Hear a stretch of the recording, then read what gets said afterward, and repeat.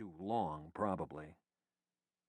MacCready received his landing clearance, but as he took the Cessna down for a final approach, something thudded against the starboard engine, splashing the cockpit window on that side with streamers of red.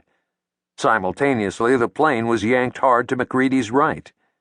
He glanced over his shoulder, but his view of the struggling engine was partially obscured by blood. MacCready reacted automatically, feathering the starboard propeller. The blades angled into the wind, reducing drag, and he gunned the port side engine, simultaneously slamming hard on the left rudder. The Cessna responded, pulling back to port until finally it was holding a straight line toward the runway. The entire episode had occupied all of 5 seconds. "Now that's something you don't experience every day," MacCready called back toward the cabin. There was no response, so he shot a quick glance at his passenger. And while he could not be absolutely sure, it appeared that Fogarty had somehow curled himself into a fetal ball. "Never mind," MacCready said to himself. Crew Chief Eddie Dykes knew that the wet season was ending because his men had stopped bellyaching about the rain and mud and started bellyaching about the heat and humidity. His ground crew at Waller Field had staked out the available shade around the landing strip, and now the game was to see who could remain out of the sun the longest. Although it was only 10 a.m., the temperature at the base, a center for American military operations in the South Atlantic since 1941, had risen to 90 degrees Fahrenheit, with humidity to match. As the Cessna banked and circled the landing strip, Dykes had been alone on the tarmac, shielding his eyes against the glare. "Uh-oh," he said to himself. Then he whistled loudly to signal his crew. The Army's Bobcat, known less affectionately as Rhapsody in Glue or Flying Formation of Cessna Parts, was struggling. The drone from the starboard engine had suddenly shifted from a high-pitched whine to a sputter, and it appeared that the plane wanted to sway and stagger in its course.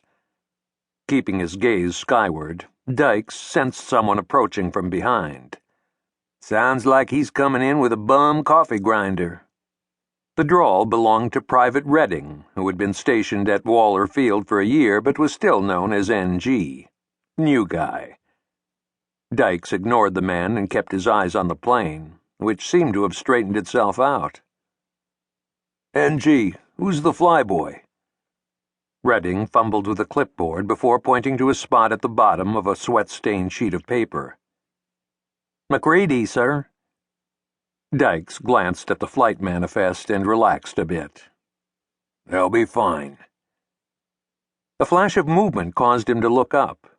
It was accompanied by the sound of another engine in distress, and this one was bearing down on them at unnatural speed. "What the?"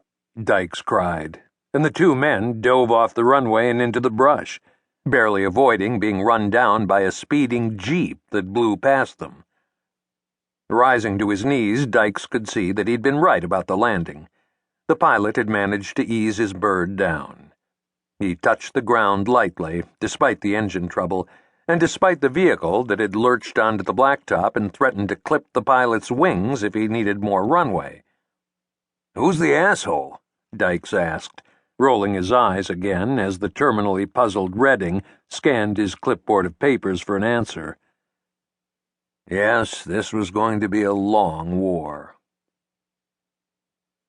The driver of the Jeep was Corporal Frank Giuliano, whose short stature and hangdog expression gave him an uncanny resemblance to comedian Lou Costello.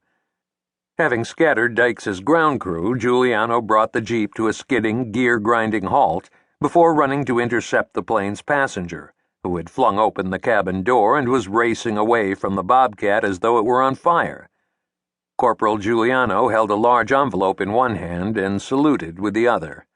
He backpedaled quickly, speaking in a high-pitched voice. "Good morning, Captain MacCready. Welcome to Trinidad, sir. Major Hendry has been expecting—" The officer jerked a thumb over his shoulder and toward the plane. "You got the wrong guy, buddy," he said, brushing past the puzzled corporal without breaking his stride. Giuliano hurried to the plane, clutching the envelope. Struggling up